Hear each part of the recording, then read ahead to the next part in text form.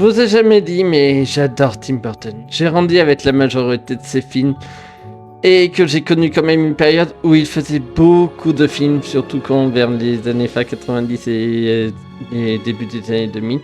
Mais vous savez qui était le premier court-métrage du réalisateur, plus ou moins officiel? Eh ben, ça sera le sujet du jour. Mais avant, un petit contexte sur les débuts de Tim Burton.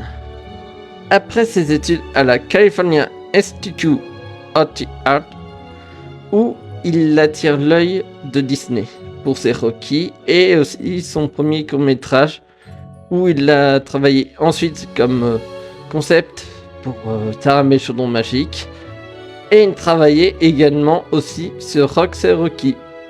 Mais il s'avère qu'il se fera recaler par ses projets, car ce n'était pas la vision des réalisateurs de ces films, et surtout de Disney. Sauf que, entre deux, il imagine déjà un poète, d'où le nom de L'étrange Noël de Monsieur Jack, ou qu'ils vont plus tard faire un film, dont un certain Henry Cavill qui va réaliser le film. Donc oui, réellement le nom Tim Burton dans l'affiche du film n'est pas pour rien, car il a quand même fait partie de l'origine également du film. Malgré que, même si ce n'était pas lui le réalisateur, il a quand même réalisé lui-même l'idée de L'étrange Noël de Monsieur Jack. Mais c'est en 1982 que Tim Burton va sortir notre sujet de jour, qui est Vincent. Vincent est un court-métrage de 6 minutes où que ce court-métrage raconte l'histoire du jeune Vincent Malo, un garçon de 7 ans qui rêve d'être Vincent Price, étant un grand fan de ce dernier, et également d'Edgar Allan Poe.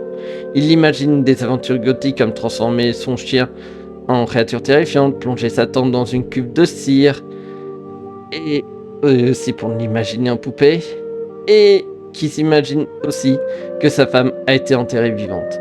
Jusqu'au jour où que sa mère essaie de le ramener à la réalité, mais il les fait face à ces horribles tourments.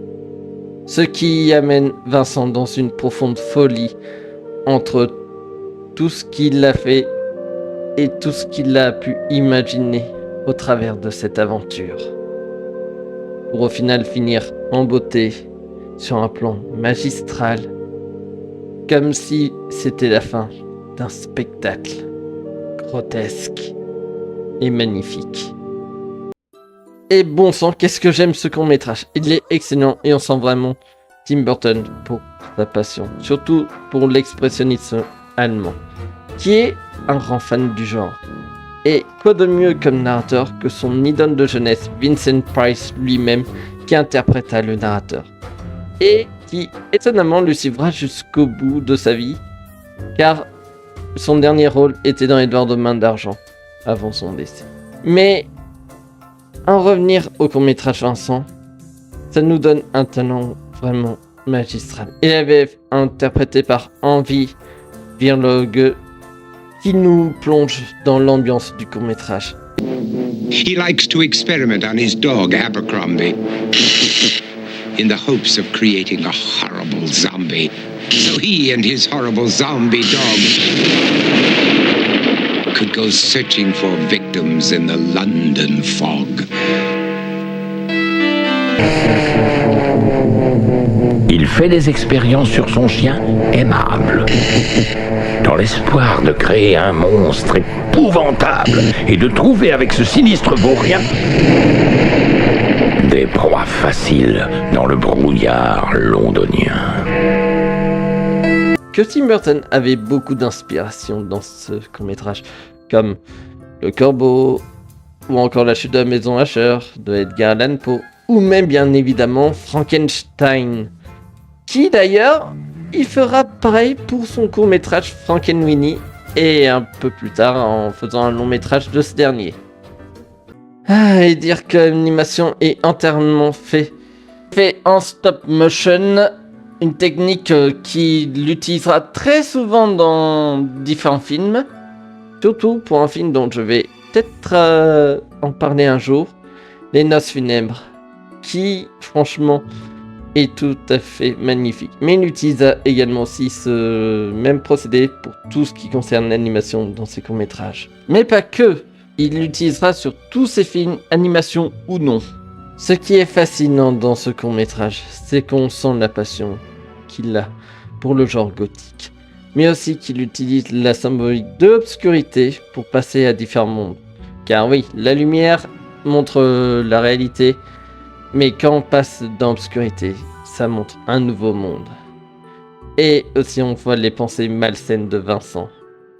D'ailleurs, même les images qu'on voit dans le court-métrage, toutes les symboliques et tout, on les retrouve dans pas mal de films de Tim Burton. C'est dire que Vincent lui a totalement changé toute sa vie de réalisateur.